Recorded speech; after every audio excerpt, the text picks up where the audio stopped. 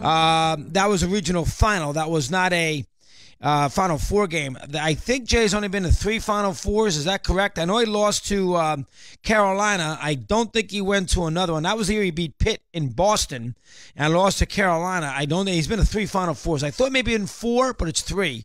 But he's got the 2 championships, so away you go. The one thing I would say is I don't know enough about the Philly. I don't know enough about the Philly sports scene at the moment. But as far as the colleges are concerned, but I don't get the idea, and they wanted to tell you this last night. I don't get the idea that this is a big deal for the fans in Philly. This is not Eagles. This is not Phillies. This is not Flyers. There's 5 colleges in Philadelphia. Why would Villanova be bigger than any other college? I don't understand. There's Penn. There's LaSalle. There's Temple. Now Villanova might be bigger than those other 4 or 5 colleges. Drexel, but Villanova is not a mainstream Philadelphia school. So I don't get the impression, unless somebody tells me differently, and I'm not there, so maybe I'm wrong. But I just don't get the idea that, Villanova, which is an aristocratic, wealthy school, I don't get the idea that Villanova is a Philly kind of place myself. I don't get that idea. And I guess Jay's a huge Eagle fan, which I was not aware of. He was up in New York forever with Hofstra. I never heard him say once about Eagle football. But I guess now Jay moved down to Philly and he loves the Eagles. Never. Now I know he was a coach at Villanova, so maybe that's. But never in a million years did I ever hear Jay, and I spent many a night with him, ever hear Jay tell me about Eagle football. But there you go. 3 Final Fours for Jay. So he lost to Carolina in the Final Four the one year that they won the championship. He obviously the last 3 years, and then they got to the regional final and lost to Florida. That's no big deal by 13. So that's the Jay run. He's got plenty of more things to do here in his career. TP King in San Antonio, and he's up first on Mad Dog Unleashed. TP, good afternoon. How are you today? Yes, TP. What's going on? I'm sorry. I want to follow up on my last conversation with you. I don't want to be a one-trick pony and talk theory of sports handicapping. However, after doing this for 6 decades, the basketball is the same as the football, Chris. Once you get by the first 2 rounds, where take the better team. Yeah, you have 22-point favorites in round 1, obviously. Yeah, but this philosophy, TP, was a killer in the NFL this year. It never worked. It wasn't a killer. It was 2 games in a row that happened to come right after I called. Well, Jacksonville, Buffalo. Jacksonville won and did not cover. And then New England, Jacksonville. New England did not won, but they did not cover. And that was it. Yeah, statistical anomaly. Chris, look at. Let me tell you how you made me money yesterday. Look at Minnesota did not cover against the Saints either. But go ahead. Well, they pushed. They didn't cover. That's 3. You may continue. And but go ahead, TP. I love you. How did I make you money? Let me hear. You made me money yesterday because I bet. And the Saints did not cover against Carolina. So that's 3. So it didn't work. You told me only 2. Saints did not. I know. I bet the Saints. They did not cover again. They won 33-28, and the spread was 6.5. 30. They did not cover against Carolina. Jacksonville did not cover twice, I should say New England didn't cover the second time.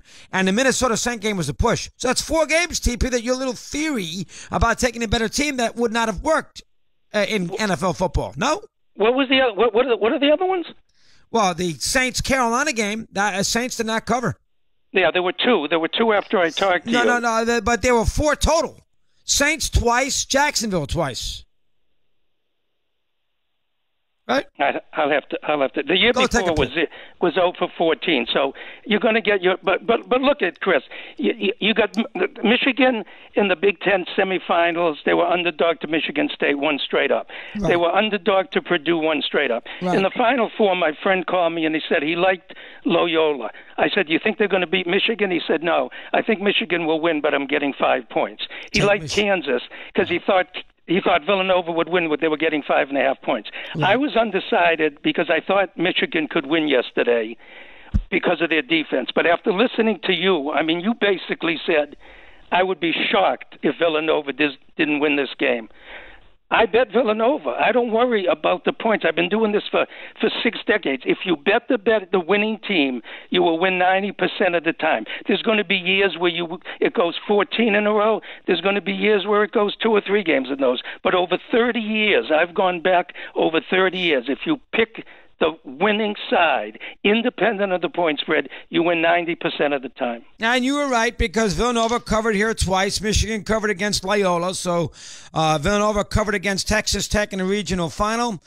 Duke was favored against Kansas, but Kansas won outright, so that works. Good call.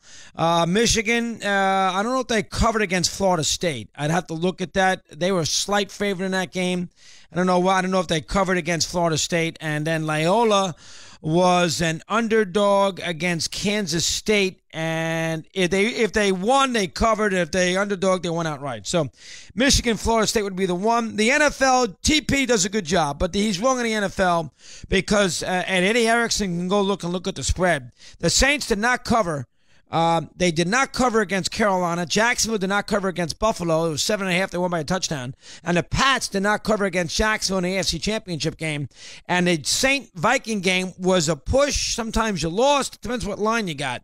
So 4 times it didn't happen in the NFL. I was on the wrong end of that every single time, which is typical me. Ryan in South Carolina, and he's on Mad Dog Unleashed. Ryan, good afternoon. How are you today? Good, dog. I'm the guy who called you a couple weeks ago when my dad died and told you I did my eulogy in the theme of yours and Tony's. Which I remember that. Yes, I remember the call. Yeah, brilliant works of on-air performance that day. Anyway, before I get to my my point on the NCAA, I found a list on the internet, top greatest single pitching seasons of all time, and I want to call you one day and debate that. It's a pretty interesting list. I'll shoot it to your Twitter when I get a second. But as far as last night's concerned, I'm one of those people who sat through the whole game last night, and I guess if there was any chance of Michigan having a legitimate shot, I feel like they came out of what was working for them when they had that, 14-point lead early, 12-point lead early? No. They had a 7-point lead. 7-point lead. 7. Was that the most that it got? I thought That's it was upwards of 10, 12. No, 7 points. 7 points. Okay. All right, well, that debunks my theory, but it seemed to me to become one of those games where no matter what Michigan did, they just had no chance of beating them.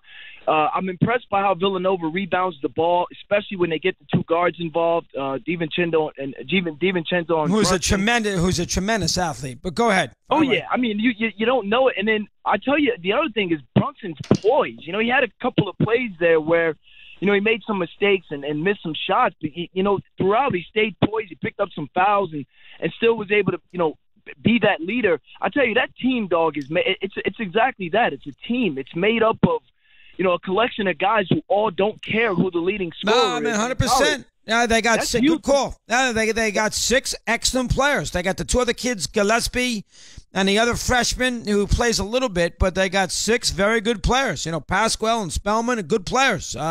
Brunson's had a hell of a year. I don't know about it being a pro, but he's had a hell of a year. That's 3. DiVincenzo, we all know how good he is. That's 4. Bridges is 5. Booth's okay is 6. I mean, they got a lot of guys. I mean, that team is tough, boy. Team is tough. Now, and you never know in a one-game playoff. Here's the thing about Villanova.